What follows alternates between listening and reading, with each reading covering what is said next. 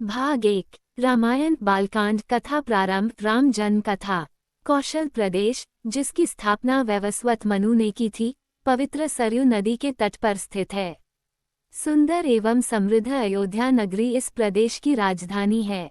वैवस्वत मनु के वंश में अनेक शूरवीर, पराक्रमी, प्रतिभाशाली तथा यशस्वी राजा हुए, जिनमें से राजा दशरथ भी एक थे।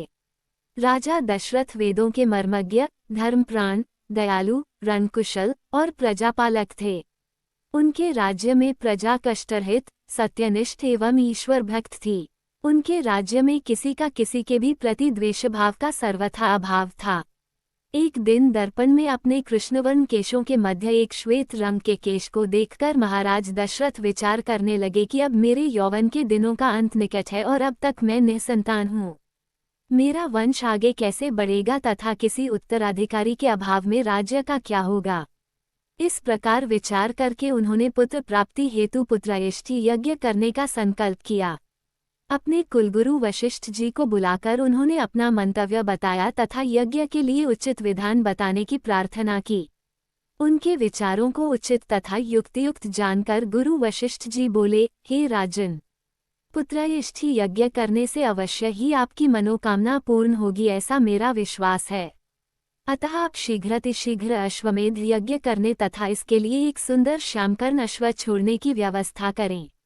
गुरु वशिष्ठ की मंत्रणा के अनुसार शीघ्र ही महाराज दशरथ ने सरयू नदी के उत्तरी तट पर सुसज्जित एवं अत्यंत मनोरम यज्ञशाला का निर्माण करवाया तथा मंत्रियों और सेवकों को सारी व्यवस्था करने की आज्ञा देकर महाराज दशरथ ने रनिवास में जाकर अपनी तीनों रानियों कौशल्या, कैकेयी और सुमित्रा को ये शुभ समाचार सुनाया। महाराज के वचनों को सुनकर सभी रानियां प्रसन्न हो गईं। मंत्रीगणों तथा सेवकों ने महाराज की आज्ञानुसार श्यामकर्ण घोड़ा चतुरंगिनी सेना के साथ छुड़वा दिया। महाराज दशरथ ने देश देशांतर के मनस्वी, तपस्वी, विद्वान ऋषि मुनियों तथा वेदविज्ञ प्रकांड पंडितों को यज्ञ संपन्न कराने के लिए बुलावा भेज दिया। निश्चित समय आने पर समस्त अभ्यागतों के साथ महाराज दशरथ अपने गुरु वशिष्ठ जी तथा अपने परम मित्र अंग देश के अधिपति लोकपाद के जामाता ऋग ऋषि को लेकर यज्ञ मंडप में पधारे। इस प्रकार महान यज्ञ का विधिवत शुभारंभ किया गया। संपूर्ण वातावरण वेदों की ऋचाओं के उच्च स्वर में पाठ से गूंजने तथा समिधा की सुगंध से महकने लगा।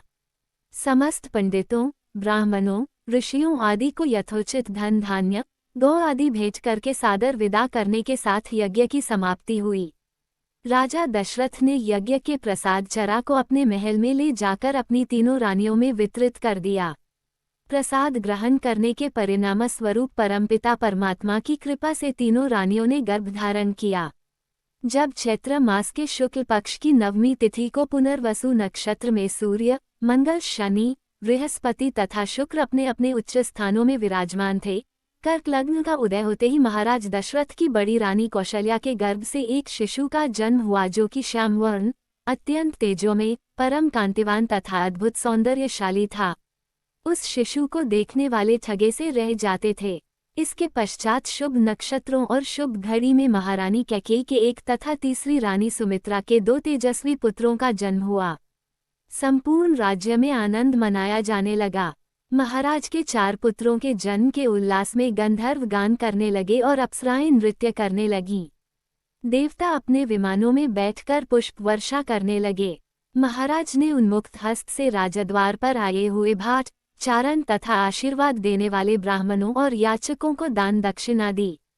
पुरस्कार में प्रजाजनों को धन धान्य तथा दरबारियों को रत्न, आभूषण तथा उपाधियां प्रदान किया गया।